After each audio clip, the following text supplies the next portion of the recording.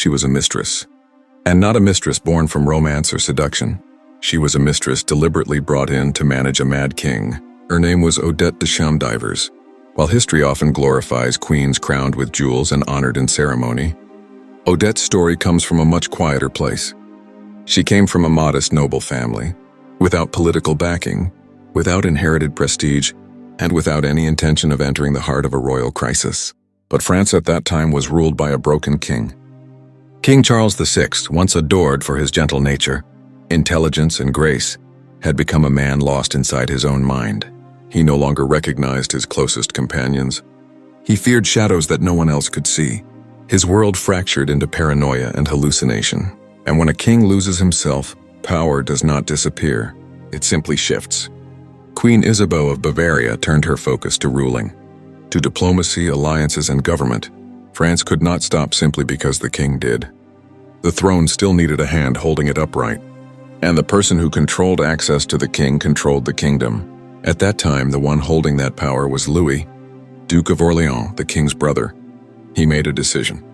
The king did not need another advisor, or a general, or even a queen by his side. The king needed someone who could keep him calm, someone who could anchor him to reality when his mind shattered again. That person was Odette. She was placed into the king's life not by love, not by desire, but by necessity. Odette did not seek influence. She did not involve herself in politics. She did not ask for power. She simply stayed near the king, holding his hand when he shook, sitting beside him when he trembled in fear, speaking softly when the world inside his head collapsed again. And something extraordinary happened. When Charles VI forgot everyone, his wife, his children, his ministers, even his own identity as king, he still recognized Odette. This changed everything, because with Odette present, the king could be spoken to. He could eat. He could sleep. He could exist without destroying himself or frightening everyone around him. Odette became the key to controlling the king, and therefore, she became the quiet foundation on which the functioning of France depended. Queen Isabeau knew this. She felt the humiliation, the sting, the insult, but she did not remove Odette. Because removing Odette meant losing the only person who could stabilize the king. And without a stable king, even a symbolic one, the entire kingdom would collapse further into war and factional chaos. So Odette remained. Her role was clear.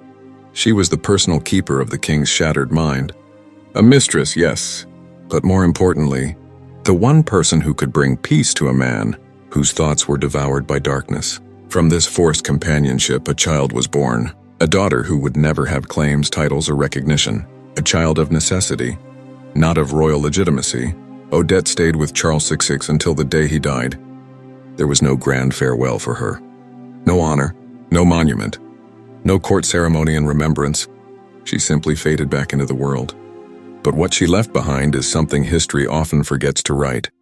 In the middle of political ambition, war and power struggles, she was the only one who did not take anything. She only gave. She was never queen. She never wanted to be queen. Yet she was the only one the king held on to when he could no longer grasp reality itself. This is Odette de Chamdivers, the mistress brought to manage a mad king, and the last person he remembered, even when he had forgotten the world.